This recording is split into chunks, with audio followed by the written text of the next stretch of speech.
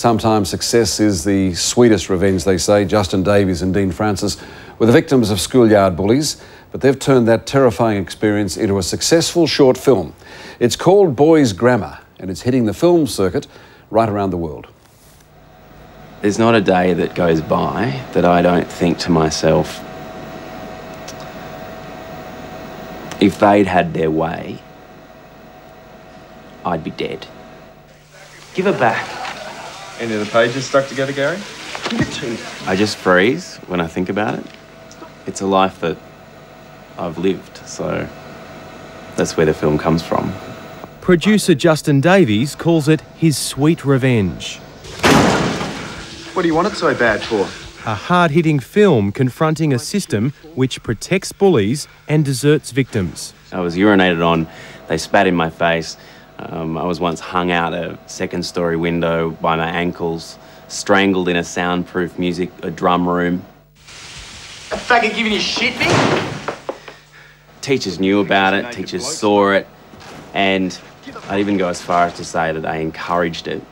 It's very much a film about a sort of a gang mentality, which, you know, we feel from our own experience exists in schools. Dean Francis is the director of the short film Boys' Grammar. Although it's set in a private school, its themes are universal. Let's teach it a lesson then, eh? Look, the film is graphic. I mean, I find it disturbing to watch, but we felt it was important to not shy away from the truth of what kids, you know, right around Australia have to go through. There is this mentality that this is just the sort of thing that happens at school. You have to get over it. You know, it's your problem. It will make you stronger. And I think that's appalling. When I was forced to leave this school, my father went up to the headmaster and they had this private word, and there was absolutely no remorse for the situation. I'd brought it on myself. The bully stays at school. The bully stays at school. You go. I go. Even schools with so-called zero-tolerance policies on bullying sometimes take the easy way out. We have a huge bullying problem in our schools. It's epidemic. And one mustn't ignore the link between that problem and the bigger problem, which is this ridiculously high youth suicide rate.